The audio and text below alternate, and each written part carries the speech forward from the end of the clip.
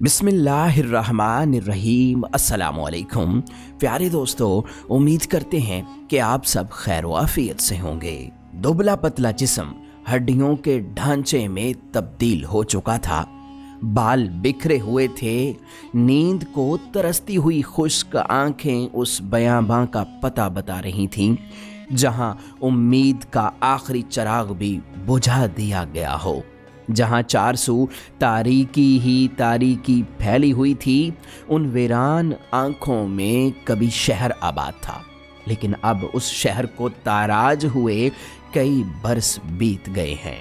अब in colour ज़दा आंखों में सिर्फ नमक ही नमक बाकी बचा था, जो आहिस्ता आहिस्ता इन आंखों की बीनाई तक को खाता जा रहा था।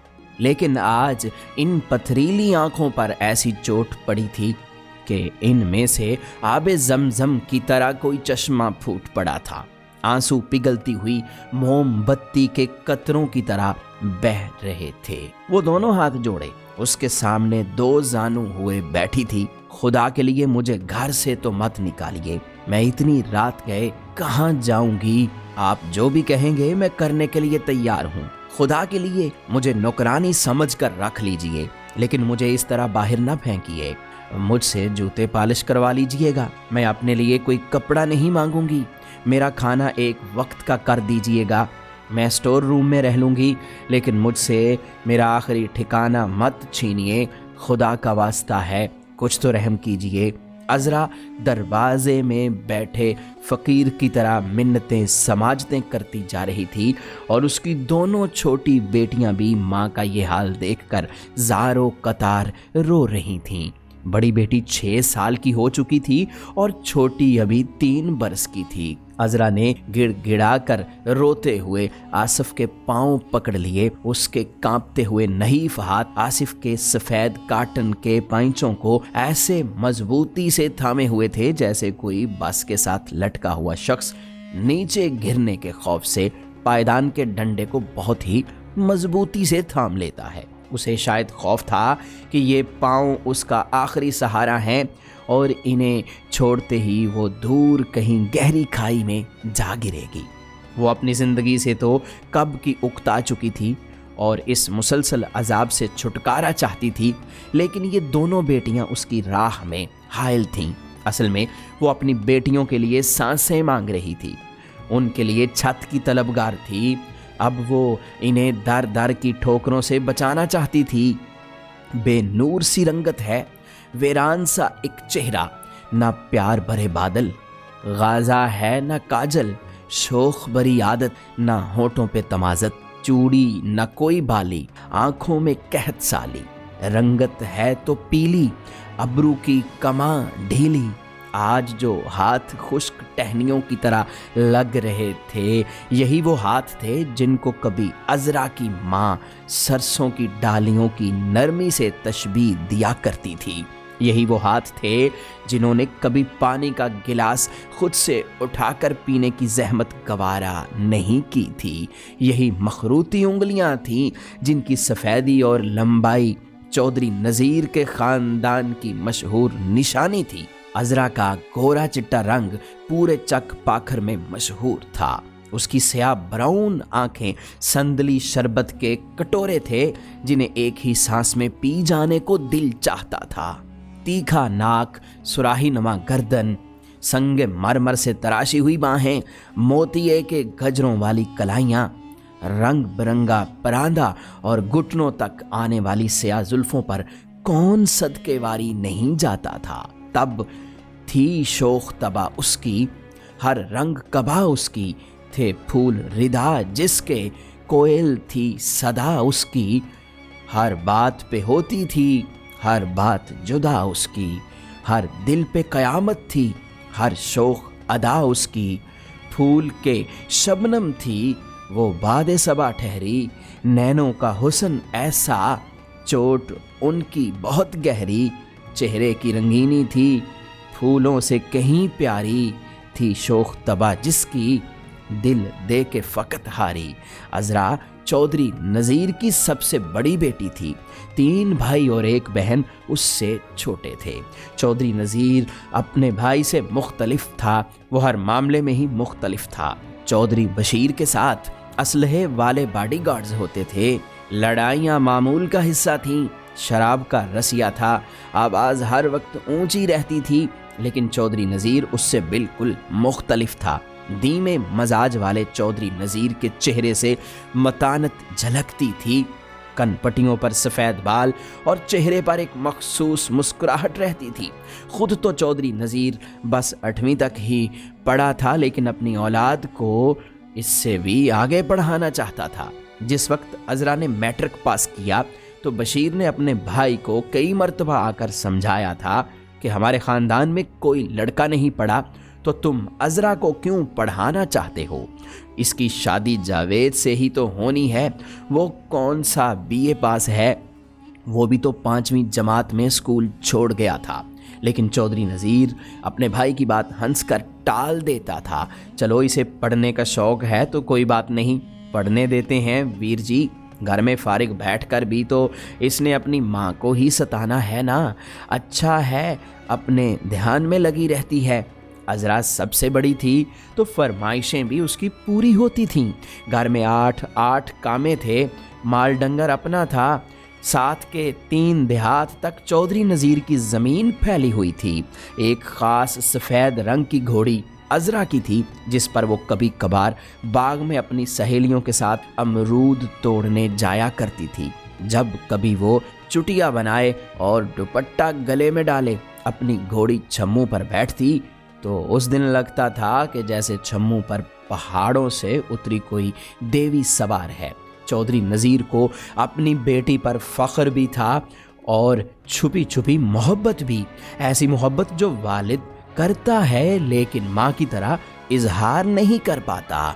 जब भी कभी चौधरी नज़ीर गुजरांवाला गया तो वहाँ से अज़रा के लिए कुछ न कुछ लाजमी लाया।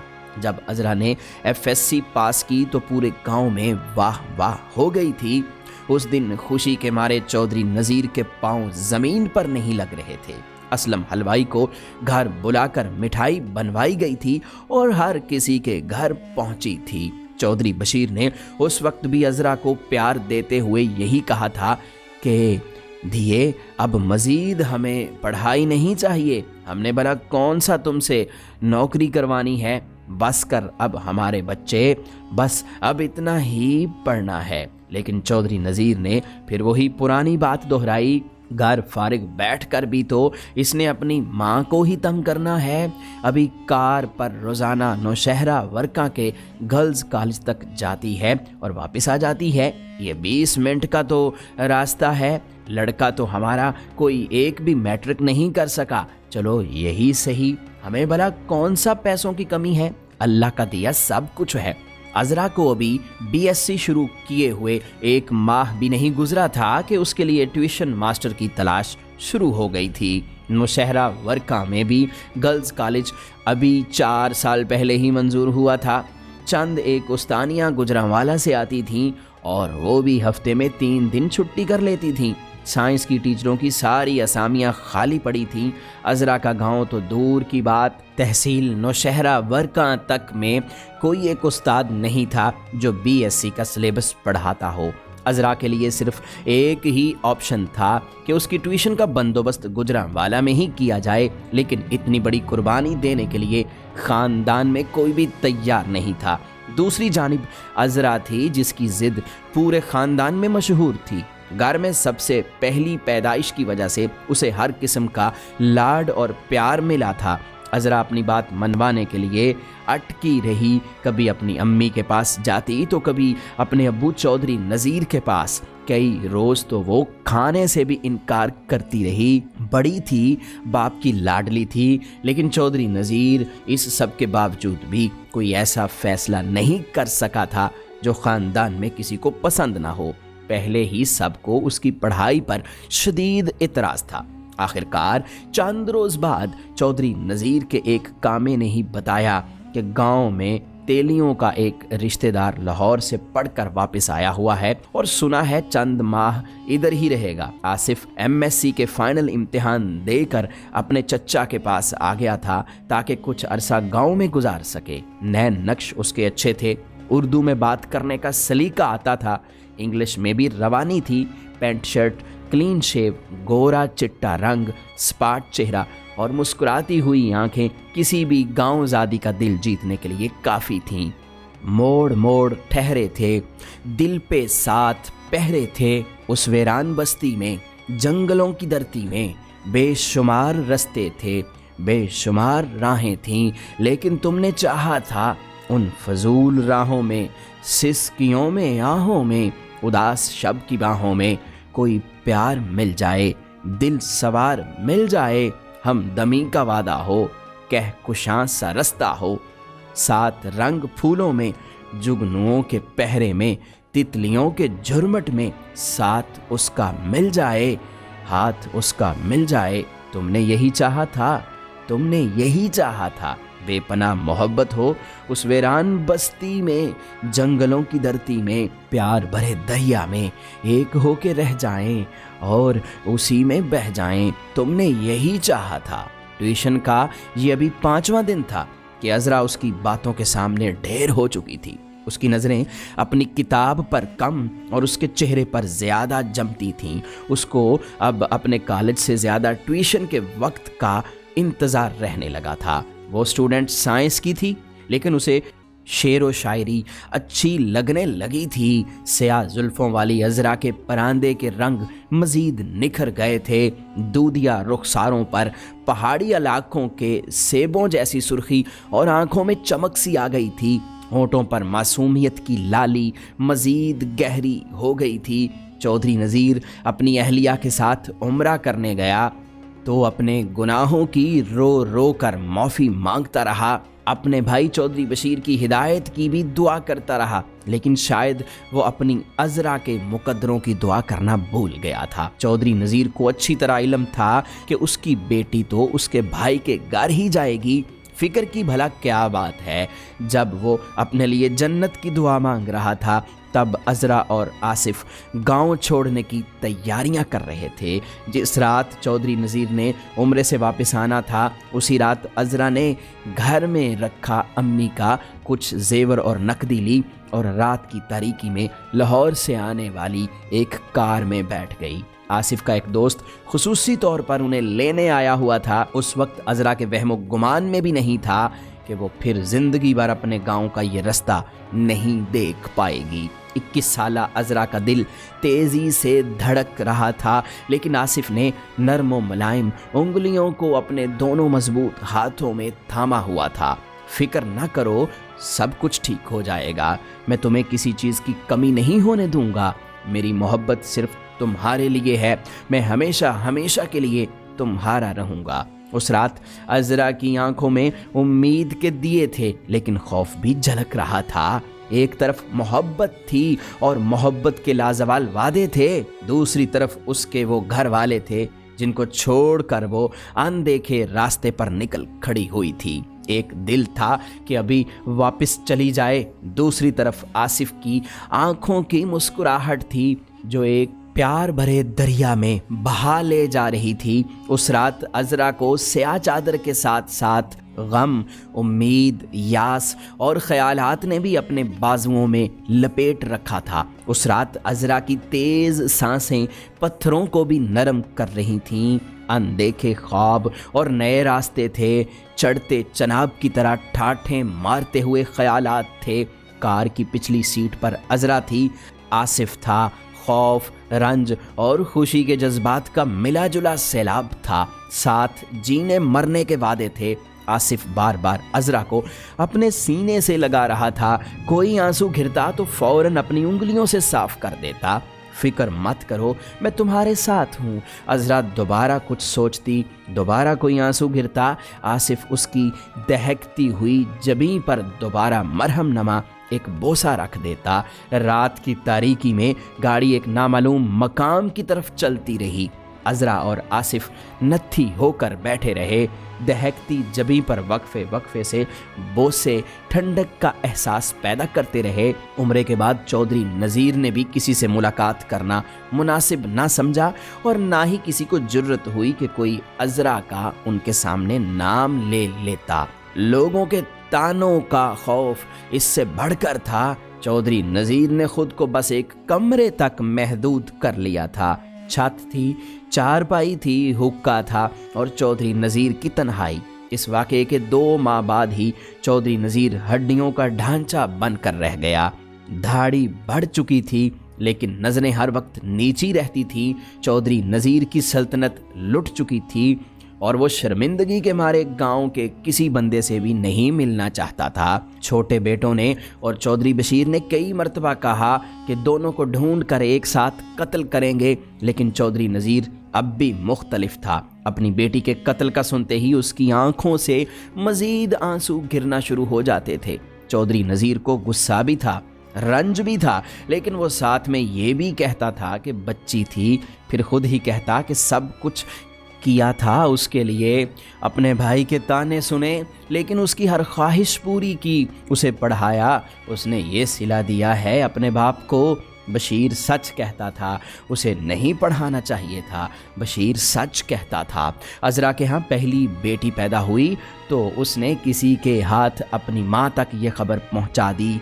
अज़रा की माँ ने चौधरी नज़ीर से बात की तो वो देर तक चुपचाप ही बैठा रहा। उसकी पहली बेटी के यहाँ पहले बच्चे की पैदाइश थी। काफ़ी देर तक तो यही सोचता रहा कि वो यहाँ होती तो क्या क्या ना खुशियाँ मनाई जाती। जिस बेटी को मैंने अपनी गोद में पकड़कर जवान किया था, अब उसकी बेटी को पकड़कर कैसा लगता। लेकिन वो चुप ही रहा। उसके चेहरे पर ना खुशी थी, ना गम था, ना मुसर्रत थी, ना रंज था। अज़रा की माँ काफ़ी देर चौधरी नज़ीर के पास बैठी रही, लेकिन दोनों को जैसे चुप सी लग गई हो। कई रोज़ तक अज़रा की माँ चौधरी बशीर को मनाती रही कि बस एक मर्तबा उसे अपनी बेटी से मिलने जाने दें, वो किसी को कानों कान खबर नहीं होने देगी। लेकिन चौधरी नज़ीर का एक ही जवाब था कि वो हमारे लिए मर चुकी है और हम उसके लिए। पूरे गांव में जलील किया है उसने, हमारे पूरे ख़ानदान के मुंह पर कालक मली है उसने। क्या कुछ नहीं किया था हमने उसके लिए, किस चीज़ की कमी थी जो उसने ये सिला दिया हमको। अज़रा की माँ कई दिन चुपके रोती रही। कई रातें अपनी पोती को देखने और अपनी सबसे लाडली बेटी से मिलने की ख्वाहिश लिए जागती रही। माँ थी आखिर, लेकिन अपने शौहर और बेटों के सामने बेबस थी। शरीकों के सामने मज़ीद बदनामी का खौफ ऐसा था कि किसी के सामने रो कर दिल हल्का भी नहीं किया जा सकता था। 3 बरस बाद अज़रा के यहाँ दूसरी बेटी हुई तो भी किसी को अज़रा से मिलने की इजाज़त ना दी गई। अज़रा को बड़ा वाज़े पैगाम दे दिया गया था कि अगर ज़िंदगी में कभी उसने भूल कर भी गांव में कदम रखा तो वो उसका आखिरी कदम होगा। वो अपने भाइयों और चचा को जानती थी और उसे इल्म था कि वो उसे कत्ल करने में 1 मिनट की देर भी नहीं लगाएंगे। दूसरी तरफ आसिफ की मोहब्बत की शमा भी मांद पड़ने लगी थी। साथ जीने और साथ मरने के जो वादे उसने पहली रात किए थे, वो तो शादी के 1 साल बाद ही रेत बनकर बह गए थे। जिस हुस्न का वो दीवाना था, वो तो पहली बच्ची की पैदाइश के साथ ढल गया था। जो जबी गांव छोड़ते वक्त चांद की तरह रोशन थी, वो तो अब स्याह तख्ते की तरह लगने लगी थी। सरसों के फूलों जैसे नरम हाथ तो अब खुरदरे हो चुके थे। समुंदरी आँखों की चमक मांद पड़ चुकी थी। रुखसारों की सुर्खी ख्यालात, फिक्रें और घरेलू झगड़े नचोड़ कर पी चुके थे। अब बेधड़क सा एक सीना, माथे पे पसीना और दिल है कि पत्थर है, गारों का मकीन ठहरा। एक दिन अज़रा को ये खबर मिली कि पिछले हफ्ते उसके वालिद को गांव के बड़े कब्रिस्तान में दफना दिया गया है। उस दिन वो इतना रोई कि बंजर आंखों में मज़ीद दरारें पड़ गई थीं। उसकी आंखों में सारा माजी घूमने लगा था। अपने बाप के वो कंधे याद आने लगे थे जिन पर वो बेखौफ व ख़तर चढ़कर बैठ जाया करती थी। वो खुद को बार बार कोसती रही, उस दिन खुदा से रो रो कर माफ़ियाँ मांगती रही। वो अपने बाप की कब्र से लिपट कर रोना चाहती थी। वो अपने बाप से माफ़ी मांगना चाहती थी।